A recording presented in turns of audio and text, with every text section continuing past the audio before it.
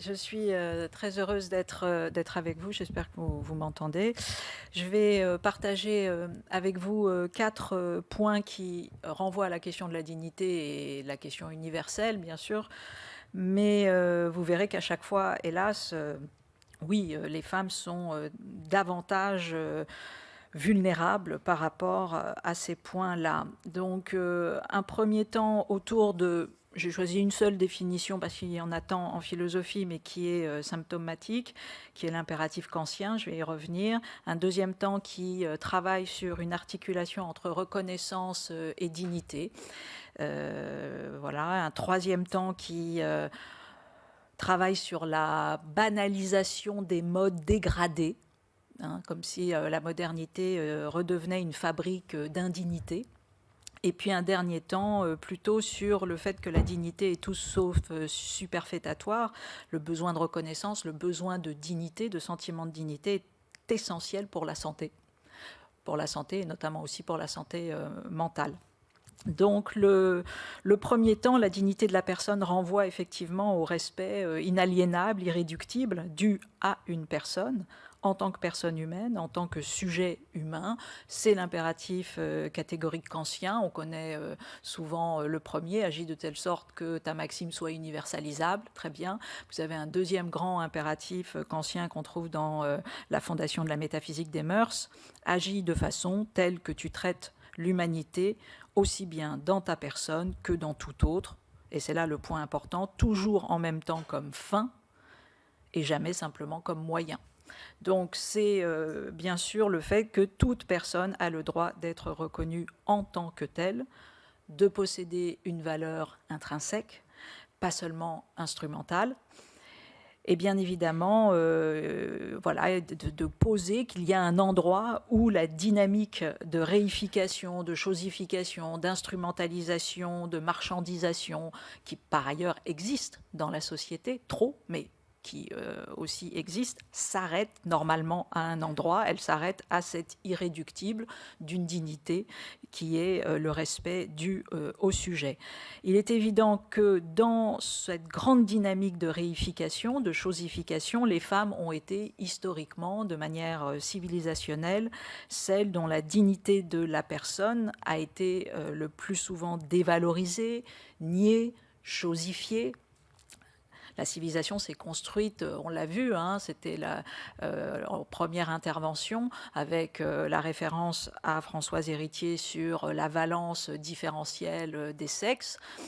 Françoise Héritier aimait à dire qu'il n'y a pas qu'un tabou et qu'un invariant structurant toutes les sociétés, le tabou de l'inceste comme son maître Lévi-Strauss avait posé, mais qu'il y avait un deuxième invariant absolument universel sur toute la planète, qui était la valence différentielle des sexes, soit le fait que la femme est dévalorisée par rapport à l'homme. L'homme fait genre, la femme ne fait pas genre, la femme est dégénérée. Donc, leur corps, effectivement, ne leur appartient pas, leur corps étant une possession des hommes, précisément un moyen, pas une finalité respectée en tant que telle. Et on sait très bien que l'atteinte au corps des femmes, non pas simplement la chosification conceptuelle du corps des femmes, mais l'atteinte physique directe, la violence faite au corps des femmes est encore sans doute l'arme la plus active, la plus évidente, la plus banalisée, frapper d'indignité le corps des femmes. C'est la manière banale, non seulement de frapper d'indignité une femme, mais de frapper d'indignité une famille, de frapper d'indignité un village, etc., etc. Donc c'est vraiment un des points absolument essentiels. Le deuxième point, c'est cette dignité qui est une forme de méta-reconnaissance. Alors j'utilise le terme de reconnaissance parce qu'il a été après Hegel et tant d'autres, notamment réactionné justement par un des grands penseurs de la réification, de la chosification des êtres modernes, qui s'appelle Axel Honneth, qui est un professeur qui a travaillé sur le fait de poser la dignité et l'éthique de la reconnaissance comme un bien vital. C'est-à-dire de considérer que c'était aussi important que l'eau, C'était une ressource aussi essentielle que l'eau, aussi fondamentale, et que justement, il était impossible pour tout homme, pour tout être humain, de s'édifier en tant que sujet s'il n'était pas enserré, encapsulé, entre guillemets, dans une relation respectueuse, réciproque, égalitaire, bien évidemment, mais aussi simplement de reconnaissance de la dignité symbolique de l'autre. Or, nous sommes effectivement dans une modernité qui, par ailleurs, a promu de manière très forte cette reconnaissance comme étant un grand idéal démocratique, et en même temps cette modernité, dit Axel Honneth, a également fait beaucoup de falsifications de cette reconnaissance. C'est le terme qu'il utilise. Qu'est-ce que c'est que la falsification de cette reconnaissance? C'est tout simplement une instrumentalisation, un travestissement de cette reconnaissance. Et là encore, les femmes vont subir une double peine. Un, elles sont moins reconnues.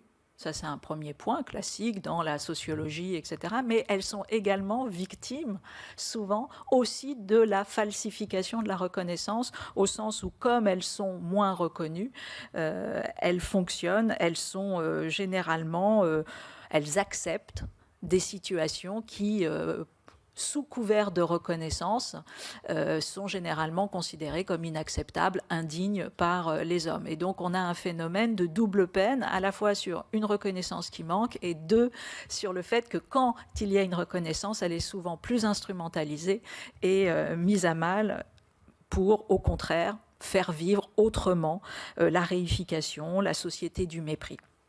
Donc ça, c'était le deuxième point.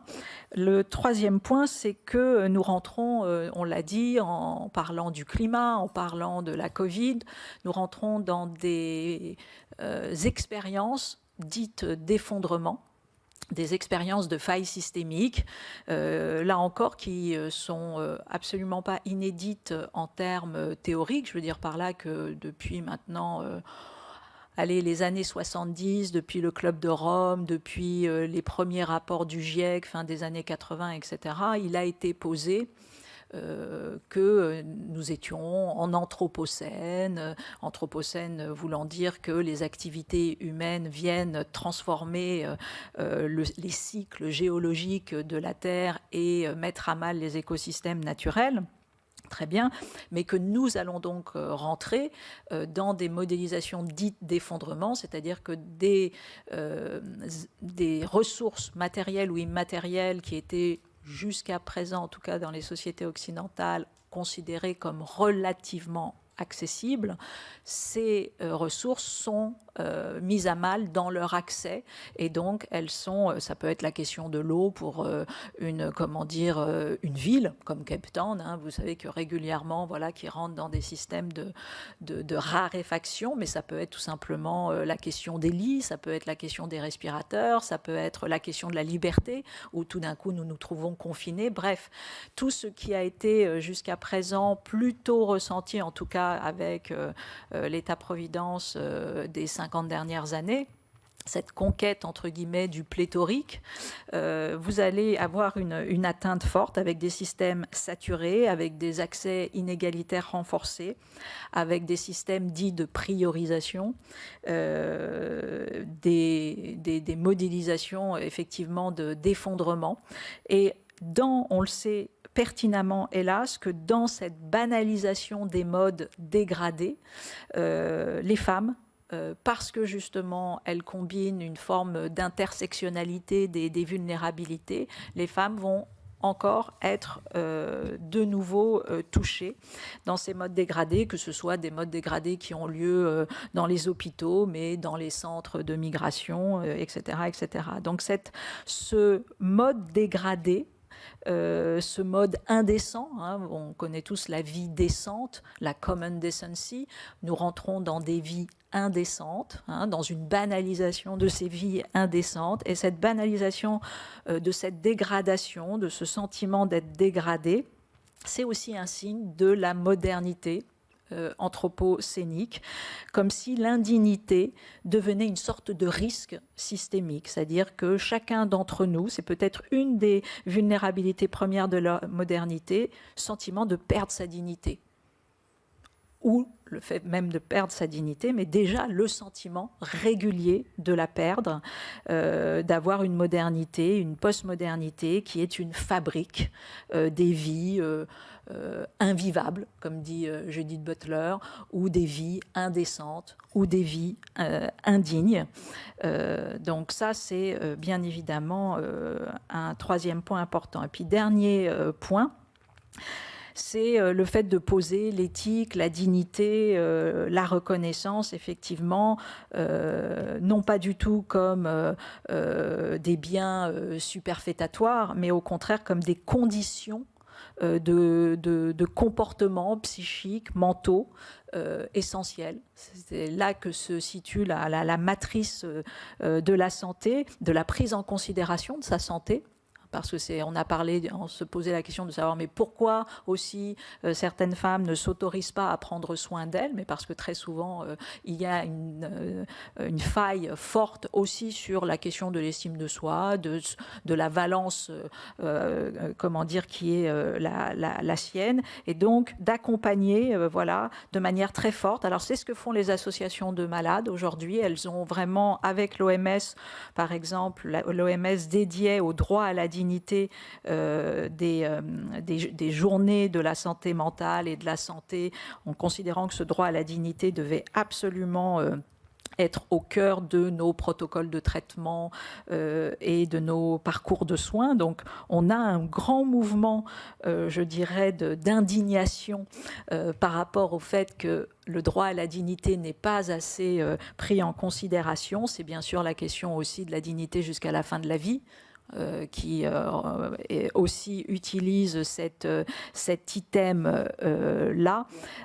Donc voilà, donc pour conclure, simplement rappeler que cette indignité n'est jamais strictement l'affaire de soi-même, mais que c'est l'indignité et la dignité, c'est collectivement produit par rapport à des personnes que par ailleurs on croit protéger et que donc très souvent on produit de l'indignité par nos systèmes inconscients des processus de réification qui sont à l'intérieur d'eux-mêmes. Et cette affaire toute personnelle de la dignité, comme tous les grands principes, c'est collectivement que nous fabriquons son écosystème et ses procédures de reconnaissance et de maintien. Voilà, je vous remercie.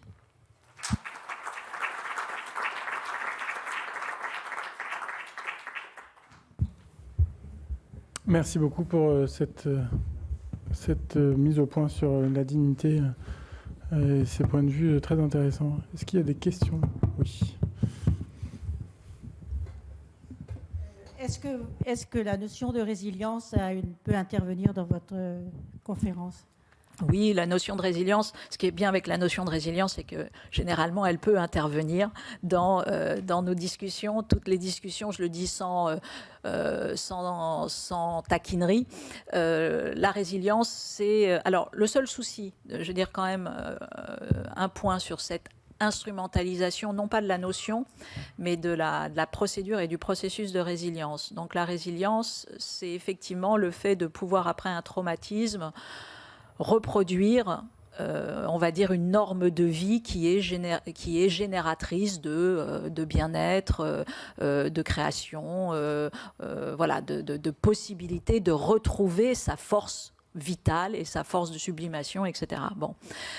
Nous utilisons trop, et je le dis aussi au niveau international, nous utilisons trop la résilience comme le fait de ne pas remettre en cause nos processus de traumatisme. C'est-à-dire qu'en somme, nous produisons collectivement des traumatismes, nous ne remettons pas assez en cause la production de ces traumatismes, qui n'est absolument pas, qui est évitable, qui n'est pas évidente. Et ensuite, c'est vrai qu'à l'international, nous avons une grande dynamique sous prétexte de ne pas remettre en cause ces traumatismes. Nous mettons en place des protocoles de résilience. Je rappelle juste que normalement, ce n'est pas comme ça que ça se passe.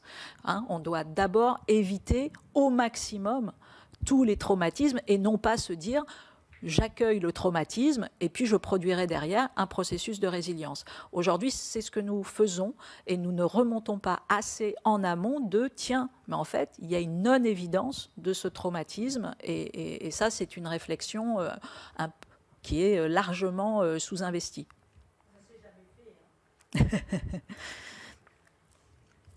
Voilà. Non, mais si on veut le dire de façon positive, il y a une belle marge de progression.